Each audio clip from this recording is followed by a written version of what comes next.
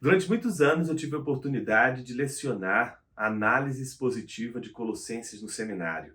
E uma das obrigações que a gente dava aos alunos é que eles lessem a cada semana 50 vezes o texto de Colossenses, para que o texto, em primeiro lugar, ficasse de alguma forma interiorizado na mente dos alunos. A segunda tarefa mais importante que nós dávamos aos alunos era dividir Colossenses, a epístola, em partes significativas, é a tal da divisão da epístola por perícopes. E há várias definições criteriosas para se definir o que é uma perícope, ou seja, essa parte significativa de um texto. E boa parte do nosso trabalho ao longo do semestre, antes mesmo de fazer análises, seja literária, seja análise contextual, histórica, teológica da passagem, a demanda maior era justificar essas perícopes, justificar a relação entre elas, percebendo Colossenses como um todo, que deve ser tratado de uma maneira respeitosa, ou seja, jamais recortar uma parte do texto e não perceber que essa parte ainda assim mantém relações profundas com o seu todo.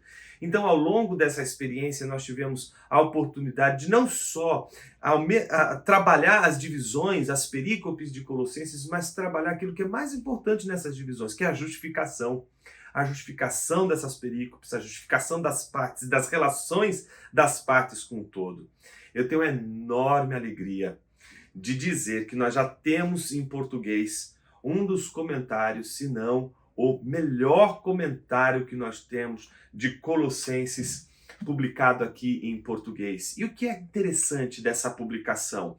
É uma publicação do comentário do Greg Beale, que já é um autor conhecido de todos nós, que não só publica Colossenses, o seu comentário de Colossenses, mas publica Colossenses junto com Filemão. E quem já estudou Colossenses sabe muito bem qual a relação que existe entre Colossenses e Filemão. E por que Greg Beale colocou essas duas cartas como fundamentais para o seu comentário. Eu quero encorajar você que gosta de estudar as Escrituras, que quando lê as Escrituras não quer fazer aquilo que as pessoas em geral fazem, né? Quer simplesmente recortar um pedaço do texto e tentar, de uma maneira criativa, compreender o que aquela passagem está dizendo. Eu quero me dirigir a você, que é preocupado com a interpretação das Escrituras, mas que percebe que eu não posso e ninguém poderia ter sucesso na sua interpretação, reduzindo ou recortando um determinado trecho da passagem sem relacioná-la com o todo.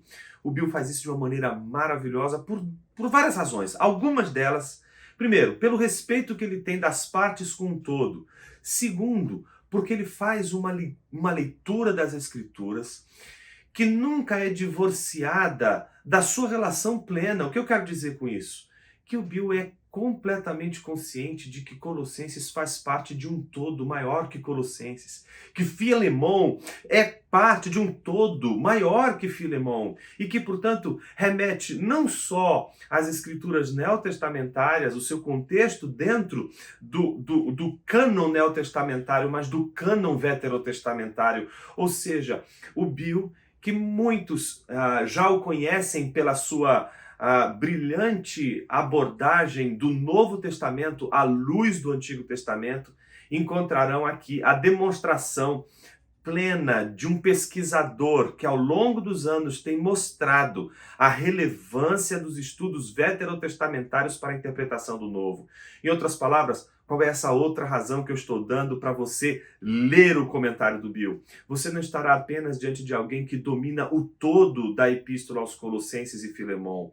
Você vai lidar com alguém que está lendo Colossenses e Filemão, entendendo que os autores bíblicos eles não escrevem os seus textos sem eles mesmos serem leitores da Escritura. Então o que você vai encontrar aqui é um Beale que fez questão de analisar as epístolas de Paulo, sabendo que Paulo é um leitor da Escritura. Então a preocupação de mostrar aquela visão periférica dos autores bíblicos presentes na abordagem que ele faz do comentário paulino a epístola de Colossenses e Filemão. Então é com muita alegria que eu quero indicar com bastante ênfase essa obra importantíssima, esse comentário exegético importantíssimo que hoje Vida Nova oferece aos seus leitores.